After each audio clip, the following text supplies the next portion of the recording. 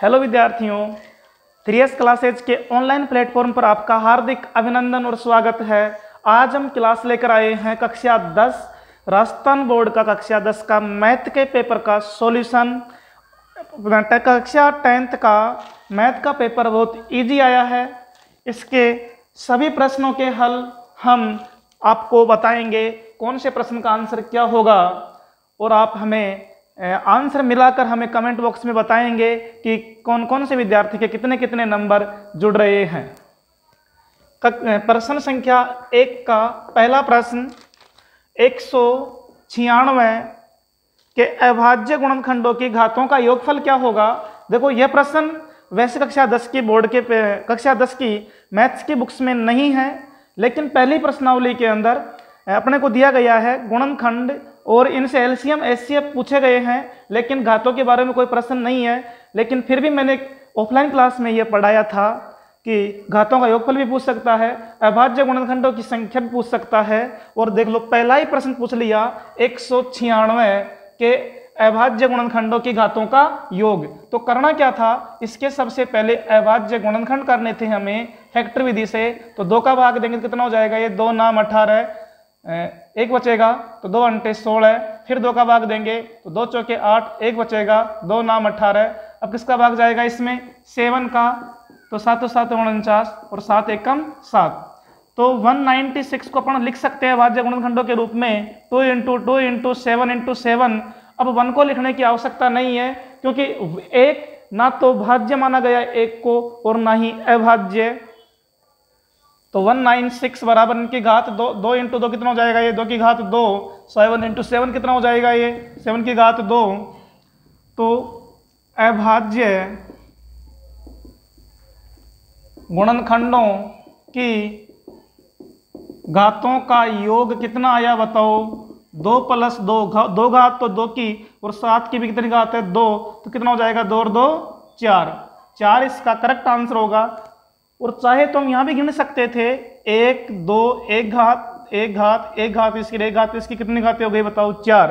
तो इसका correct answer कौन सा होगा, 4। ऑप्शन नंबर 6 इसका करेक्ट आंसर होगा। अगला प्रश्न देखें, बहुत आसान आसान प्रश्न पूछे गए हैं, मात्र देखते ही टिक लगाने की आवश्यकता थी इन प्रश्नों में।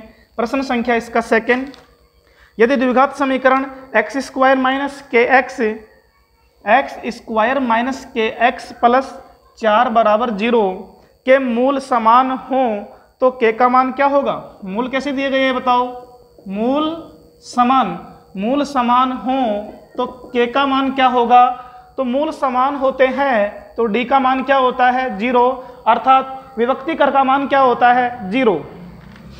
तो यहां से d बराबर होता क्या है, b² - 4ac। इसका मतलब क्या हुआ, b² - 4ac का मान क्या होगा, 0। तो यहां से abc के मान फाइंड आउट करने हमें, तो a क्या होता है, x² का गुणांक कितना है यहाँ पे, 1।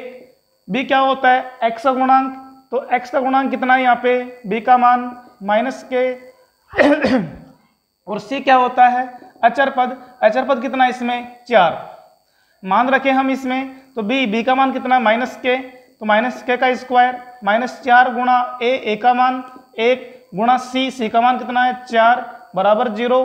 क्योंकि यदि मूल समान होंगे तो b² - 4ac का मान क्या होगा, 0। तो k² -4 चौक कितना हो जाएगा, 16 बराबर 0। तो k² बराबर कितना हो जाएगा, ये 16। वर्गमूल लेंगे तो वर्गमूल लेने पर तो k² का वर्गमूल क्या होगा, k, और किसी भी संख्या का वर्गमूल लें तो चिन्ह क्या लगता है, प्लस माइनस, कितना हो जाएगा, 16 का वर्गमूल 4। इसलिए इसका करेक्ट आंसर कौन सा होगा, ऑप्शन नंबर द, अर्थात डी इसका राइट आंसर होगा। इसका सेकंड प्रश्न देखें,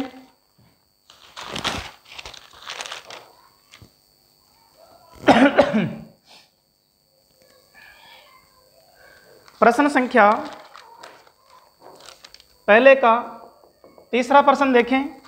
पेपर अपने साथ रखें, पेपर अपने पास रखें और सॉल्यूशन मोबाइल में देखें और मिलाएं साथ के साथ कि कौन सा आंसर सही हुआ है और कौन सा अपना गलत हुआ है। तो प्रश्न संख्या थर्ड का प्रश्न है, बिंदु 3,4 की y अक्ष से दूरी क्या होगी? y अक्ष से दूरी क्या होगी? तो यह प्रश्न कक्षा चाहे 6 से लेकर 12 तक कोई सी भी कक्षा हो, चाहे परीक्षा वार्षिक हो या अर्धवार्षिक, ऐसा प्रश्न एक अवश्य आता है। x अक्ष से दूरी पूछता है या y अक्ष से दूरी पूछता है। अब करना क्या होता है, हमें यदि x अक्ष से दूरी पूछी गई है तो y का मान लिख दें, और यदि y अक्ष से दूरी पूछी गई है तो x का मान लिख दें। तो यह बताओ, दूसरी बात, जो बिंदु के निर्देशांक दिए गए हमें, ये चाहे हमें प्लस में दिए गए हों या माइनस में, जब आंसर लिखें दूरी का तो हमेशा हमें प्लस करके लिखना होता है, क्योंकि दूरी कभी माइनस में नहीं होती। इसलिए y अक्ष से दूरी पूछी गई है तो किसका मान लिखेंगे आप? x का मान कितना है यहाँ पे? 3। यदि 3 यहाँ पर माइनस में भी होता तो अपन क्या करते? इसको प्लस करके लिखते। तो इसका आंसर क्या होगा? 3 इकाई। कौन सा आंसर सही होगा इसमें? ऑप्शन नंबर 6 इसका करेक्ट आंसर। प्रश्न संख्या 4 देखें इसका।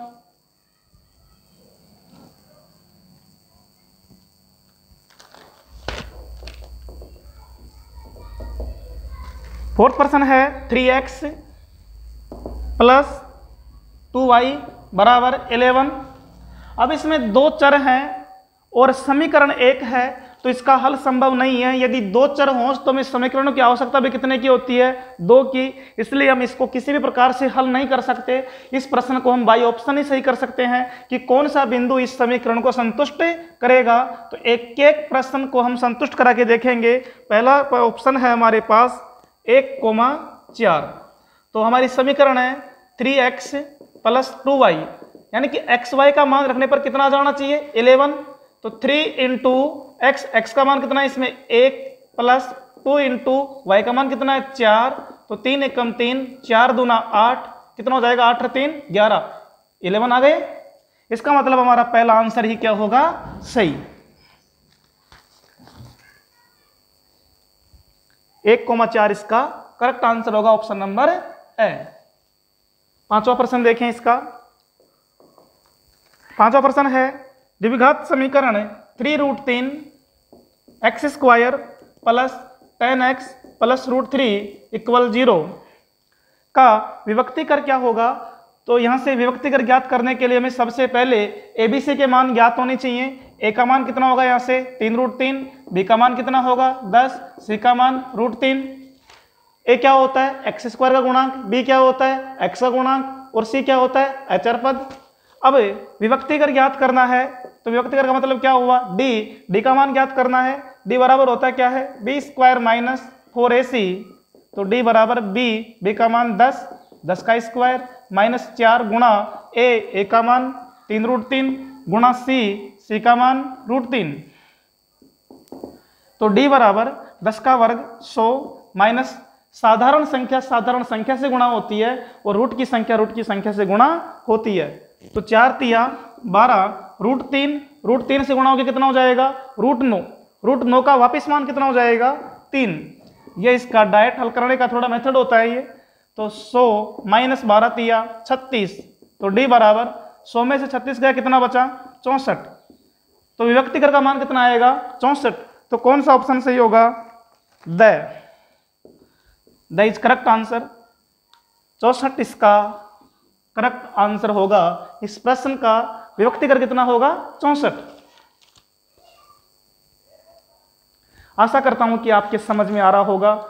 जितना हो सके इस सॉल्यूशन को अपने दोस्तों के साथ शेयर करें और उनसे भी कहें कि वीडियो को देखें कि कैसे कैसे प्रश्न को हमको हल करने थे और आपने कैसे किया। एवसाइड में आप किसी भी प्रकार से हल करें, आपके एवसाइड जो टिक लगाएंगे वो मायने रखेंगे, आपका सॉल्यूशन मायना नहीं रखता एवसाइड में कि आपने किस प्रकार किया है, बस आपका करेक्ट होना चाहिए आंसर। प्रश्न 6, यदि 18,A,B -3 AP में है तो A प्लस B का मान क्या होगा? तो ये बताओ, जब ये चार संख्याएं एपी में हैं, समांतर श्रेणी में हैं, तो इनका सार्वंतर क्या रहेगा? समान। चाहे अंतर यहाँ का ले, यहाँ का ले, चाहे यहाँ का ले, तो a माइनस 18 बराबर -3 माइनस क्या कर दे b, तो b को ले आओ इधर, 18 को ले जाओ उधर, तो a इधर माइनस का भी इधर आगे किसका हो जाएगा? प्लस का, -3 इधर माइनस का 18 उधर जाके क्या हो जाएगा? प्लस का 18। तो a प्लस b का मान कितना हो जाएगा? 18 में से -3 का कितना बचेगा? प्लस का 15। तो a प्लस b का आंसर कितना आएगा? 15। 15 कौन से ऑप्शन में है? Option number 6। तो इस प्रश्न का आंसर कितना होगा? 6। अगला प्रश्न संख्या 7-3, बहुत आसान प्रश्न त्रिकोणमिति का। sec 45 और गुणा में है cos 45। तो सारणी में से मान देख के लिखने थे, यानी कि अपने को याद होने चाहिए थे, या तो कॉपी के अंदर सारणी बना लेते ट्रिक से, या फिर अपने को मान याद होने चाहिए। तो 3 गुणा sec 45 का मान होता कितना है? √2 गुणा cos 45 का मान कितना होता है? 1/√2। तो √2 से √2 क्या हो गया? कैंसिल। कितना बचेगा? 3 एकम 3। तो इस प्रश्न का आंसर कितना आएगा? 3। कौन से ऑप्शन में है? ऑप्शन नंबर द इसका करेक्ट आंसर होगा।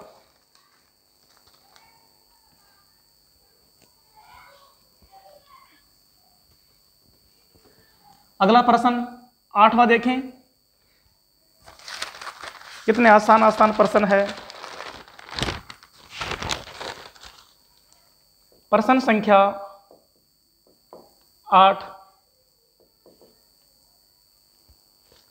8वां प्रश्न कह रहा है कि वृत्त की वह जीवा जिसकी लंबाई वृत्त की त्रिज्या से दुगनी हो कहलाती है।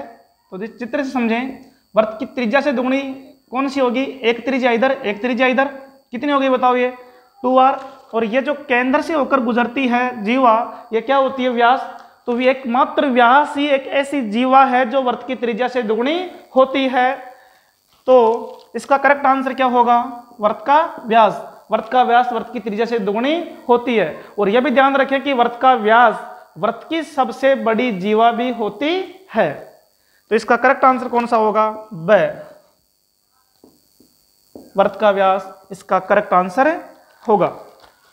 अगला प्रश्न देखें,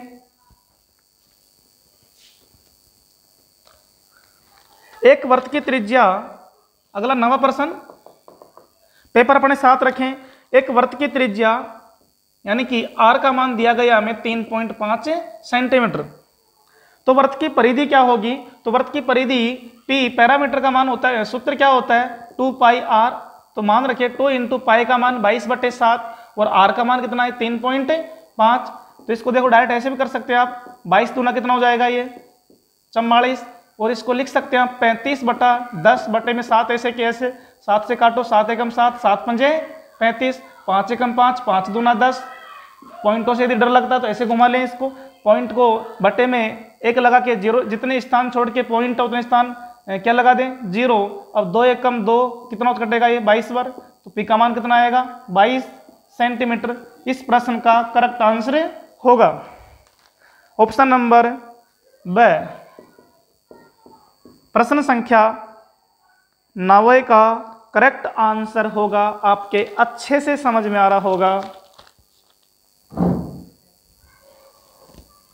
अगला प्रश्न, प्रश्न संख्या 10, घन का संपूर्ण पृष्ठीय क्षेत्रफल 486 वर्ग सेमी है। घन का संपूर्ण पृष्ठीय क्षेत्रफल, ए का मान दिया कितना गया है? 486 सेंटीमीटर स्क्वायर। तो घन की भुजा अर्थात ए का मान क्या होगा? तो घन का क्षेत्रफल होता क्या है? ए बराबर 6 भुजा स्क्वायर। तो 6 गुणा ए एक स्क्वायर बराबर मान कितना दिया गया इसका? 486। तो ए स्क्वायर बराबर क्या हो जाएगा? 486/6 भाग दे 6 का, तो 6 अंटे 48, 6 एकम 6। तो ए स्क्वायर का मान कितना आया? 81। हमें किसका मान चाहिए? भुजा का। तो क्या लेना पड़ेगा यहाँ पे? वर्गमूल। तो वर्गमूल लेने पर ए स्क्वायर का क्या हो जाएगा? ए 81 का कितना आएगा वर्गमूल? 9। 99 81 होता है। अब यहाँ पर प्लस माइनस क्यों नहीं लगाया? क्योंकि यहाँ पर ये भुजा है अर्थात लंबाई, और लंबाई कभी माइनस में नहीं होती। मात्रक क्या इसका? सेंटीमीटर। हमें मात्रक यहाँ पर दिया गया था सेंटीमीटर स्क्वायर, तो सेंटीमीटर स्क्वायर का मतलब क्या हो गया, जिसका भी यदि लंबाई का स्क्वायर कहीं भी दिया हुआ हो, चाहे सेंटीमीटर हो, mm स्क्वायर हो, चाहे किलोमीटर स्क्वायर हो, चाहे मीटर स्क्वायर हो, इसका मतलब क्या होता है, क्षेत्रफल। तो वर्गमूल लेने पर क्या हो जाएगा, वो सेंटीमीटर स्क्वायर का सेंटीमीटर। तो प्रश्न संख्या 10 का करेक्ट आंसर कौन सा होगा, द।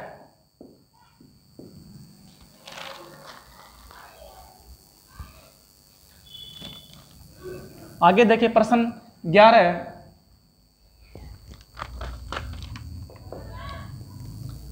11 प्रश्न देखिए क्या कह रहा है, बंटन 3 5 7 4 2 1 4 3,4 का बहुलक क्या होगा। कितना आसान प्रश्न। और यह भी आपको बता दूं मैं कि माध्य माध्यिका और बहुलक ज्ञात करने के लिए हमारे पास 3 प्रकार के प्रश्न होते हैं। एक तो इस प्रकार की सिंगल लाइन के प्रश्न, दूसरे एफ और एक्स के रूप में दे दिए जाते हैं, एक्स और एक्स आई और एफ आई के रूप में, और तीसरी टाइप होती है वर्ग अंतराल के रूप में, और एफ आई का मान दे दिया जाता है, इधर क्या दे दिया जाता है, वर्ग अंतराल। तो आपके सिलेबस में ओनली फॉर जो प्रश्न दिए गए हैं वो वर्ग अंतराल वाले ही हैं, लेकिन मैं पहले ऑफलाइन क्लास में बता दिया था और खूब प्रश्न भी करवाया था कि सिंगल लाइन के प्रश्न भी पूछेगा और एफएक्स के रूप में प्रश्न भी पूछेगा, और तीनों टाइप पेपर के अंदर पूछी गई है। तो बताओ इस प्रश्न का आंसर क्या होगा। बहुत आसान है, वह संख्या जो सबसे अधिक बार आई हो। कौन सी संख्या है, देखो 3 कितनी बार आया, 2 बार, 5 कितनी बार आया, 1 बार, 7 कितनी बार आया, 1 बार, 4 कितनी बार आया, 3 बार, 2 कितनी बार आया, 1 बार, 1 भी कितनी बार आया, 1 बार। इसका मतलब सबसे अधिक बार कौन आया, 4। तो इसका बहुलक का मान क्या हो जाएगा, 4। कौन सा ऑप्शन सही होगा इसमें, ऑप्शन नंबर स इसका करेक्ट आंसर होगा। कितना आसान प्रश्न था। अगला प्रश्न देखें, प्रश्न संख्या 1 का अंतिम प्रश्न 12वां क्या कह रहा है, एक पासे को फेंकने पर 4 से बड़ा अंक आने की प्रायिकता। तो एक पासे को फेंकने पर प्रतिदर्श समष्टि अर्थात हमारे पास कितनी प्रकार की संभावनाएं होंगी, कौन कौन से अंक आ सकते हैं, 1 2 3 4 5 और 6। तो यहाँ पर कुल संख्या कितनी हो गई, 6। कुल संख्या कितनी हो गई इसमें, 6। कुल संभावित परिणामों की संख्या कितनी हुई, 6। 1 2 3 4 5 और 6। अब 4 से बड़ा अंक आने की प्रायिकता, तो 4 से बड़ा अंक कौन कौन सा है, 5 और 6 ही है। तो ये बताओ अभिष्ट प्रायिकता क्या होती है हमारी, अनुकूल परिणामों की संख्या बटा कुल परिणामों की संख्या। तो अनुकूल कितनी हुई इसमें, 5 और 6, कितनी संख्याएं हुई, 2, और कुल संख्याएं कितनी हैं, 6। 2 से काटेंगे तो 2 1 कम 2, 2 3 6, 1/3 क्या हो जाएगा इसका करेक्ट आंसर। तो कौन सा ऑप्शन होगा इसमें, ऑप्शन नंबर ब इसका करेक्ट आंसर होगा। 1/3 इसका करेक्ट आंसर आएगा। 4 से बड़ा अंक, 4 से बड़े कौन कौन से होते हैं, 5 और 6, तो 2/6 को काटें तो 1/3 इसका फाइनल आंसर हो जाएगा। अब चलते हैं प्रश्न संख्या 2 की ओर, रिक्त स्थानों की पूर्ति करनी है हमें। तो प्रश्न संख्या 2 का पहला प्रश्न क्या कह रहा है, देखें 95 तथा 152 का महत्तम समापरिवर्तक यानी कि HCF क्या होगा। तो देखें 95 को अलग लिखें और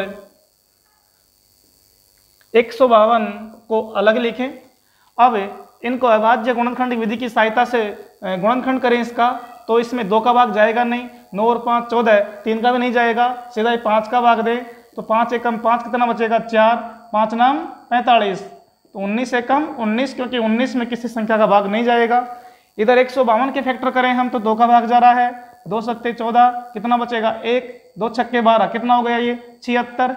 फिर से 2 का भाग दे तो 2 तिया 6, कितना बचेगा 1, 2 अंटे 16। फिर से 2 का भाग दें तो कितना आएगा ये 19। अब 19 में किसी भी संख्या का भाग नहीं जाएगा, तो 19 एकम 19। तो हम देखो क्या लिख सकते हैं, 95 को तो 5 गुणा 19, और 152 को लिख सकते हैं हम 2 गुणा 2 गुणा 2 गुणा 19।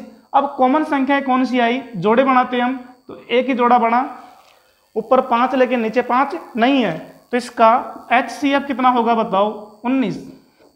इसका करेक्ट आंसर होगा। तो रिक्त स्थान में क्या आएगा बताओ, 19। अगला प्रश्न,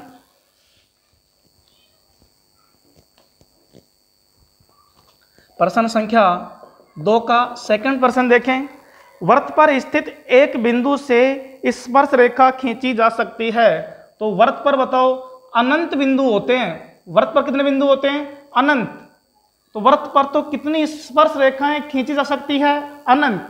वृत्त पर स्थित किसी एक बिंदु पर कितनी खींच सकते हैं, एक। वृत्त पर स्थित किसी एक बिंदु पर कितनी स्पर्श रेखाएं खींच सकते हैं, एक। इसकी परिभाषा भी है कि वृत्त की स्पर्श रेखा वृत्त को केवल और केवल एक ही बिंदु पर प्रतिच्छेद करती है। यदि 2 बिंदुओं पर काट गई तो फिर वो स्पर्श रेखा नहीं होगी, वो क्या हो जाएगी, छेदक रेखा। तो ये बताओ कि एक बिंदु पर कितनी स्पर्श रेखाएं खींच सकते हैं, एक। वृत्त के अंदर कोई बिंदु हो तो उससे एक भी स्पर्श रेखा नहीं खींच सकते, और वृत्त के बाहर कोई स्थित बिंदु हो तो उससे 2 खींच सकते हैं। तो प्रश्न कौन सा पूछा गया था, वृत्त पर स्थित किसी बिंदु पर खींची गई स्पर्श रेखाओं की संख्या कितनी होती है बताओ, केवल और केवल एक। तो इसमें खाली स्थान में क्या आएगा बताओ, एक। अगला प्रश्न देखें।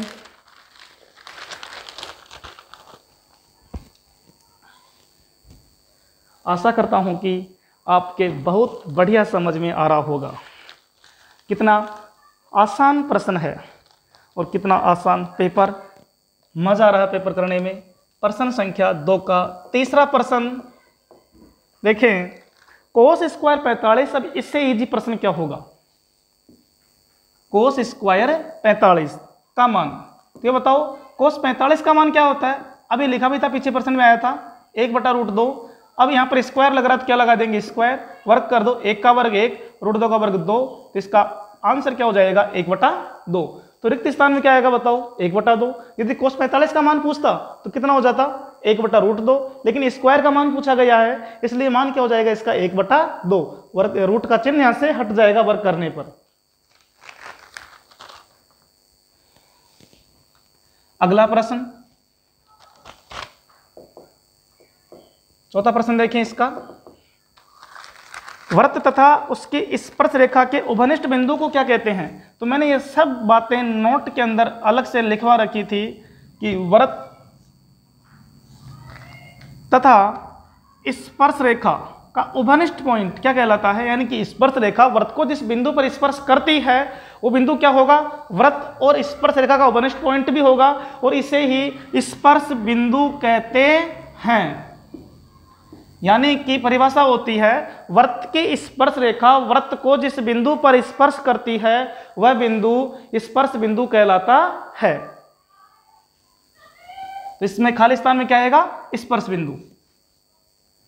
अगला प्रश्न, पांचवा, 5,7,9 x का समांतर माध्य 9 हो तो x का मान ज्ञात कीजिए। अब देखो इस टाइप के प्रश्न हमारे किताब में नहीं थे, फिर भी मुझे पूरी संभावना थी कि ऐसे प्रश्न पूछे जाते हैं, क्योंकि ये नवी कक्षा की प्रश्नावली से रिलेटेड हैं। तो इसमें कोई दो राय नहीं है कि प्रश्न नहीं पूछे जाएंगे, बिल्कुल संख्याएं चेंज भी होंगी, प्रश्न भी पूछे जा सकते हैं। टॉपिक तो हमारा माध्य क्या बहुलकी तो है, तो प्रश्न पूछ सकते हैं, कोई दो राय नहीं है। जरूरी नहीं है कि आपका वर्ग अंतराल का प्रश्न ही पूछा जाए, क्योंकि यहाँ पर जब एक एक नंबर के और खाली स्थान के प्रश्न आ रहे हैं तो फिर ऐसे प्रश्न पूछने जायज हैं। और मैंने इन प्रश्नों को पहले क्लास में करवा दिया था। तो बताओ इसमें 5, 7, 9 और x का समांतर माध्य कितना दिया गया है, x बार का मान 9 दिया गया है। तो x का मान क्या होगा, तो माध्य बराबर होता क्या है, आंकड़ों का योग बटा आंकड़ों की कुल संख्या। तो आंकड़ों का योग करें हम, यानी कि x बार का मान तो कितना दिया गया है 9, आंकड़ों का योग 5 + 7 + 9 + x बटा आंकड़ों की संख्या कितनी है यहाँ पे 4। तो 4 बटे में कहाँ चला जाएगा, गुणा में, तो 9 चौक कितना हो जाएगा ये 36। अब 7 और 5 12, 12 और 9 कितना हो जाएगा ये 21 प्लस x। अब हमें x का मान चाहिए तो 21 को इधर माइनस में भेजेंगे कितना हो जाएगा 36 माइनस 21। तो x बराबर क्या हो जाएगा, 6 में से 1 गया तो 5, 3 में से 2 गया तो 1। करेक्ट आंसर इसका x बराबर क्या आएगा 15। तो x का मान इसमें कितना आएगा 15। अगला प्रश्न देखें।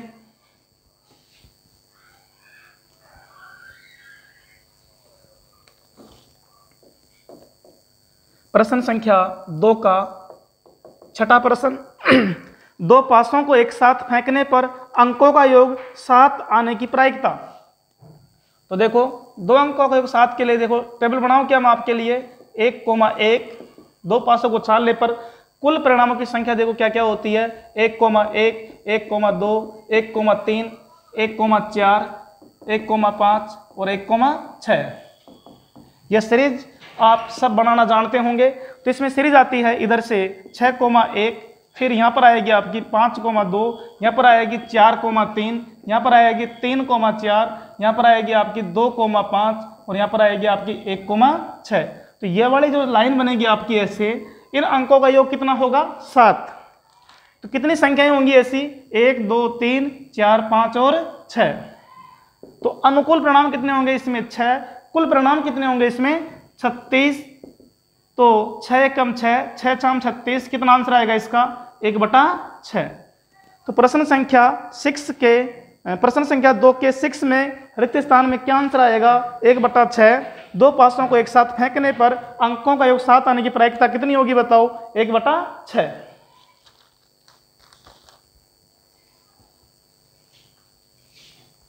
अगला प्रश्न देखें अब। प्रश्न संख्या 3।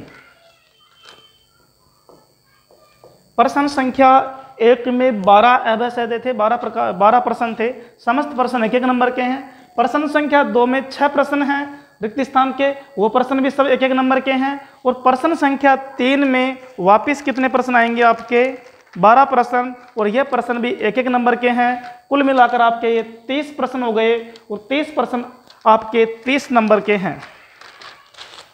अब जो प्रश्न संख्या 3 है इनका अपने को कॉपी में सॉल्यूशन भी लिखना था कि किस प्रकार आंसर लाया जा रहा है, हल करके अपने को स्पष्ट करना है। और फिक्स है कि ये 30 प्रश्न आपके यदि आते होंगे तो 30 मिनट से 1 मिनट भी ज़्यादा नहीं लगी होगी। तो प्रश्न संख्या 3 का पहला प्रश्न है के किस मान पर समीकरण 3x - 2y = 0 तथा kx + 5y = 0 के अनंत हल होंगे। तो ये बताओ पहले समीकरण है 3x - 2y = 0 और सेकंड समीकरण है इसकी kx + 5y = 0 के अनंत हल होंगे। तो यहाँ से a1 का मान कितना आ गया बताओ 3, b1 का मान -2, c1 इसमें दिया नहीं है। इधर है फिर से a2 का मान कितना हो गया k, b2 का मान कितना हो गया 5 और c2 का मान इसमें दिया नहीं है। ठीक है,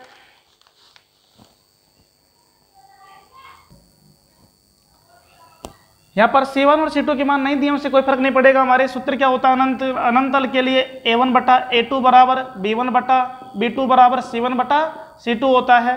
तो देखो c1 और c2 के मान हमें दिए नहीं है, तो इनके मान रख के हम k का मान ज्ञात कर सकते हैं। a1 का मान कितना है 3, a2 का मान कितना है k बराबर b1 का मान कितना है -2 और b2 का मान कितना है 5। इसको वज्र गुणा कराए हम तो माइनस का 2 किससे गुणा होगा k से, तो माइनस का 2k 5 दिए कितना हो जाएगा ये 15। अब k बराबर -2 गुणा में कहाँ चला जाएगा ये बटे में, तो माइनस का 2, इसका आंसर क्या हो जाएगा -15/2। इसका करेक्ट आंसर होगा। इस प्रकार हमें हल करना था। अगला प्रश्न देखें।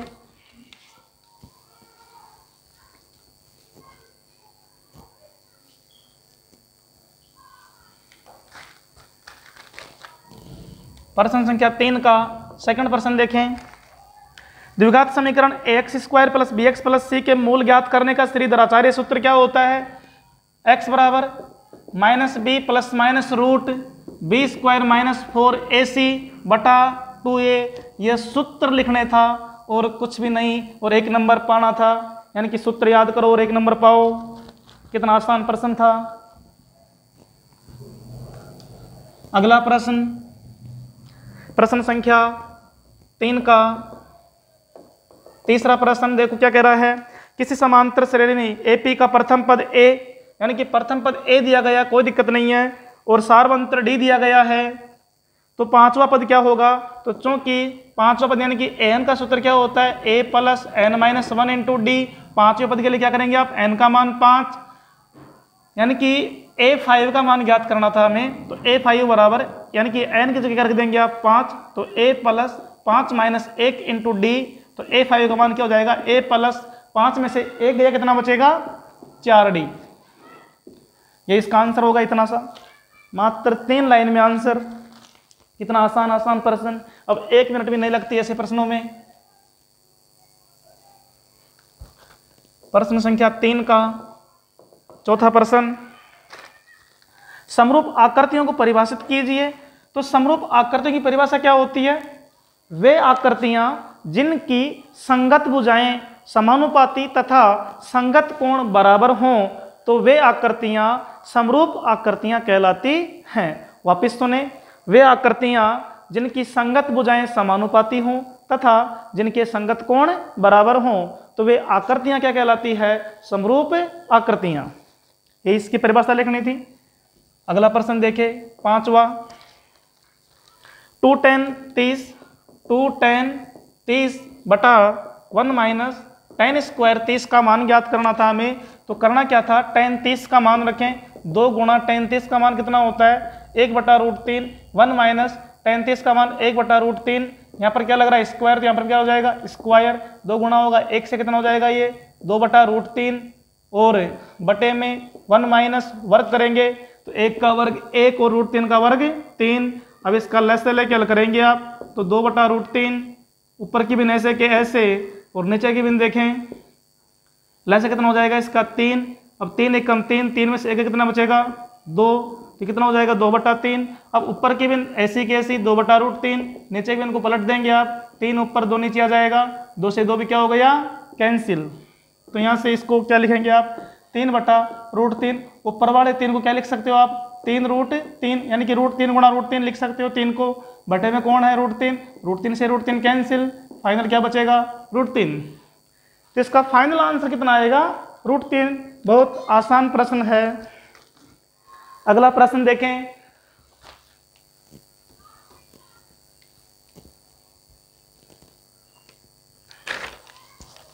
प्रश्न संख्या 6, प्रश्न संख्या 3 का छठा प्रश्न देखें। √1 माइनस कोस स्क्वायर थीटा का मान क्या होगा जबकि थीटा का मान दिया गया 60। तो सबसे पहले इसमें देखो 2 तरीके हल करने के, या तो पहले थीटा का मान रख दें, थीटा का मान रख के कोस 60 का मान रख के हल कर सकते हैं, चाहे तो आप इसमें त्रिकोणमिति की सर्वसमीकरण लगा के पहले हल करके बाद में थीटा का मान रख के हल कर सकते हैं। तो देखो त्रिकोणमिति के लिए मैं क्या बोल रहा था, चूंकि sine square theta plus cos square theta बराबर होता है क्या है 1, तो यहाँ से कोस को उधर ले जाए आप, तो क्या बचेगा साइन स्क्वायर थीटा बराबर 1 माइनस का कोस स्क्वायर थीटा। तो अपन क्या लिख सकते हैं इसमें, 1 माइनस कोस स्क्वायर थीटा की जगह क्या लिख सकते हैं, साइन स्क्वायर थीटा रूट के अंदर। अब किसी भी संख्या का वर्ग यानी कि साइन स्क्वायर थीटा का वर्गमूल लें तो घात हट जाएगी, इसकी घात 2 की क्या हो जाएगी आधी, यानी कि 1 घात हो जाएगी। किसी भी संख्या का वर्गमूल लें तो घातें क्या हो जाती है आधी, तो 2 की घात 2 की आधी कितनी होगी 1, इसका मतलब कितना हुआ ये साइन थीटा, और साइन थीटा का मान बताओ कितना रखना हमें 60, तो साइन 60 का मान कितना होता है √3/2, इसका फाइनल आंसर होगा। दूसरा तरीका क्या था, थीटा का मान पहले ही रख दें, कोस 60 हो जाए, कोस स्क्वायर 60 हो जाएगा, और कोस 60 का मान कितना होता है 1/2, 1/2 का वर्ग 1/4, लस से लेकर कर लेंगे आप। देखो इस प्रकार 1 माइनस 1/4, तो कितना हो जाएगा ये 4, 4 एकम 4 में 4 एकम 4 माइनस 1 कितना हो जाएगा ये 3/4, वर्गमूल लेंगे वापस तो √3 का वर्गमूल आएगा ना, इसलिए √3 ऐसे कैसे, और 4 का वर्गमूल कितना होता है 2, तो अभी आंसर कितना आएगा √3/2। थोड़ा फास्ट इसलिए कर रहा हूं क्योंकि ये प्रश्न आपके सर के पढ़े हुए हैं, सबके आसानी से समझ में आ रहे होंगे। प्रश्न संख्या 3 का अगला प्रश्न 7वां। 10 मीटर ऊंची मीनार के शिखर से पृथ्वी पर एक बिंदु का अवनमन कोण 30 डिग्री है। बिंदु की मीनार के आधार से दूरी कितनी होगी? तो देखो 10 मीटर ऊंची मीनार के शिखर से पृथ्वी के किसी बिंदु का अवनमन कोण, बिंदु मान लिया हमने सी, यह ए बी यहाँ पर मीनार है। अब अवनमन कोण क्या होता है? दृष्टि रेखा, और जिस बिंदु से देखा जा रहा है उस रेखा से क्षैतिज रेखा ऊपर से नीचे देखने पर जो कोण बनता है उसे क्या कहते हैं अपन? अवनमन कोण। कितना दिया गया है? 30 डिग्री। यह 30 तो बोलो यह भी कितना होगा? 30, एकांतर अंतःकोण के नियम से। अब हमें मीनार की ऊंचाई कितनी दी गई थी? 10 मीटर। तो पूछा क्या गया है? बिंदु सी की मीनार के आधार ए से दूरी कितनी होगी? इसको हमने मान लिया x। यहाँ पर आप लिख सकते हो माना मीनार ए बी जिसकी ऊंचाई कितनी है? 10 मीटर।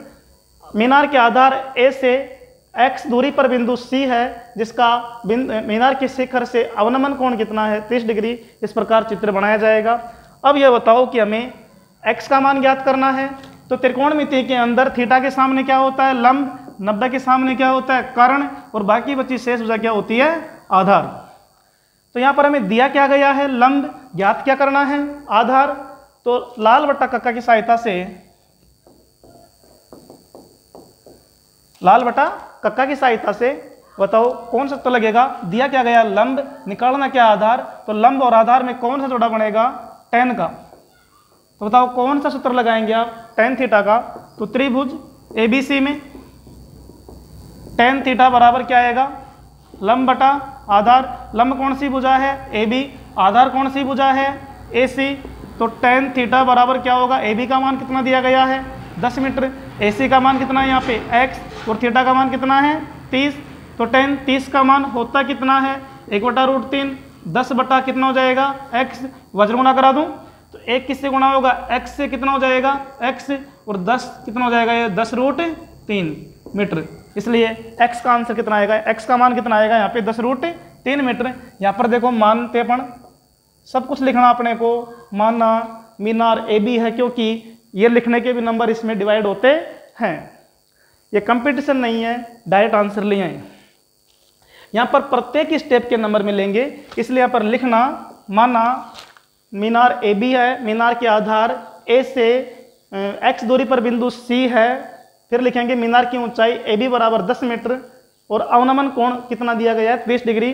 चित्र बनाएंगे और फिर सूत्र कौन सा लगेगा? संबंध के अनुसार। दिया क्या गया हमें? लंब। निकालना क्या है? आधार। तो लाल बट्टा कक्का के अंदर LAL बटा KK A। तो लंब और आधार का जोड़ा कौन सा बनेगा? ये वाला। ये 3 जोड़े हो गए। ऊपर से चले तो साइन कोस टैन, नीचे चले तो कोट सेक कोसेक। तो बताओ लंब और आधार में कौन सा संबंध आ रहा है? टैन का। तो किसका सूत्र लगेगा इसमें बताओ? tan थीटा का। तो tan थीटा बराबर होता है क्या? लंब बटा आधार। लंब का मान कौन सा है? AB। आधार का मान कौन सा है? AC। तो AB बटा AC। अब AB का मान कितना है? 10। AC का मान कितना है? x। और थीटा का मान कितना दिया गया था? 30। तो tan 30 का मान कितना होता है? 1/√3 बराबर 10 बटा x। ऐसे कैसे? इनको क्या करा दिया जाएगा? वज्र गुणा। x किससे गुणा होगा? 1 से, तो x आ जाएगा। और 10 किससे गुणा होगा? √3 से। तो रूट की संख्या और साधारण संख्या डायरेक्ट गुणा नहीं होती। कहीं आप कर दो 10√3 यानी कि इसको √30 कर दो, कहीं ऐसा नहीं होगा। इसका फाइनल आंसर कितना हो जाएगा? 10√3। बाकी के प्रश्न हम अगली क्लास में करेंगे।